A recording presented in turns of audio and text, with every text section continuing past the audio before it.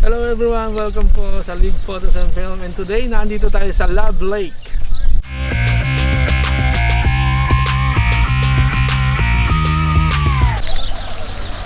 So guys, with me is Lisa. Hi everyone. Kasama natin siya the last time, no? Sinit natin doon Creek the Harbor. Creek Harbor. Yeah. Now nandito tayo sa Love Lake. This is one of the most visited place during weekend, no? So Very beautiful with lovely vibes, very peaceful, quiet and calm. It's the perfect place for a shoot. Ayan, kita nyo, nosebleed tayo dito ngayon, no? But now we will shoot using the diffuser one, no? The sun is very harsh. Some photographers did not shoot at this time, no? But I will show you how to shoot even this time of ours, okay? So let's go. Let's go. Okay guys, this is how it just works. This is itong diffuser nito, importante ito.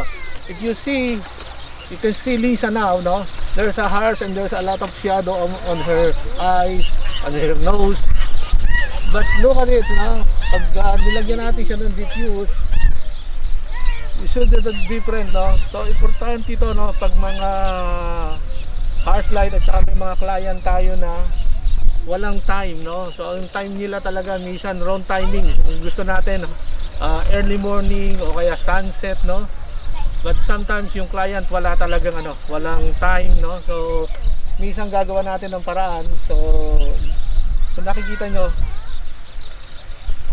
mas pleasant siya kapag merong ganitong diffuser. And then of course, gagawa rin tayo ng mga technique kahit walang diffuser, makakapag-shoot pa rin tayo, no? Of course, a lot of shading o shadow ng ating mga trees dito, no?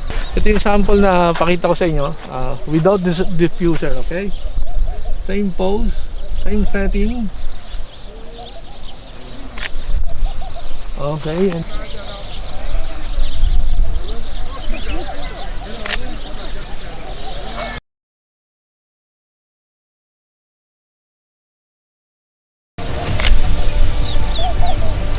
More.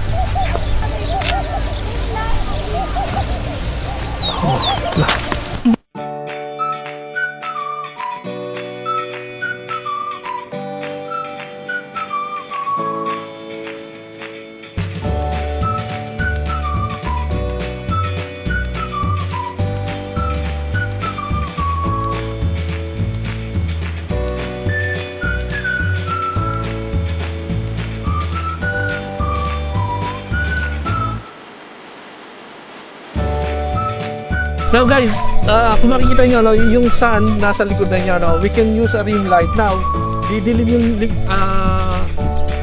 yung mukha niya, yung face niya. You can use this one to lighten up her face. Okay.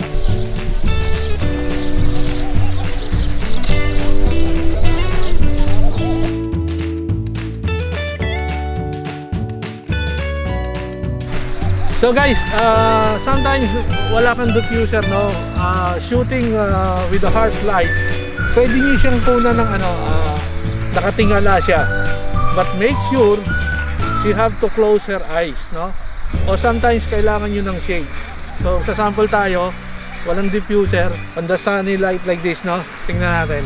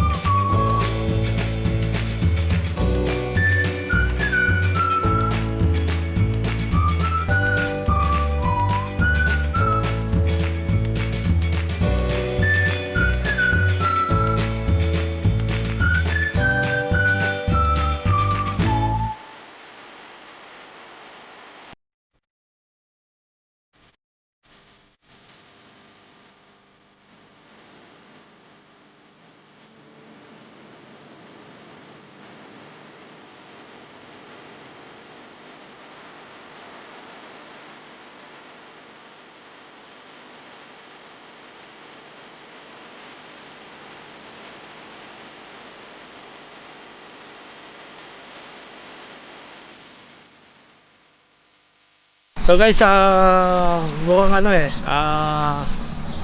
Kakatin natin ng ating konting shoot. Medyo hindi natin natapos dahil medyo sumama ang pakiramdam ng ating kasama, no? But nevertheless, no, ipakikita ko na lang sa inyo kung ano itsura nito kasi malaki rin naman to. Ito yung ating drone shot dito sa Love Lake.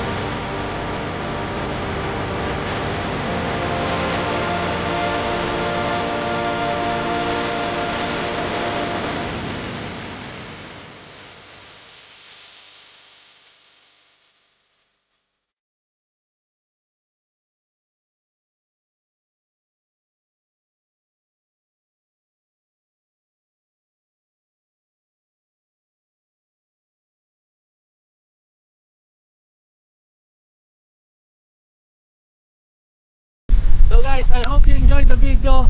At siyempre maraming salamat sa mga sumusuporta sa League Photos and Film. And of course, pag hindi pa kayo nakapag-subscribe, no, give the thumbs up. At siyempre mag-subscribe na rin kayo dito sa ating League Photos and Film. Dahil dito, hindi ka mag-iisa. Bye bye!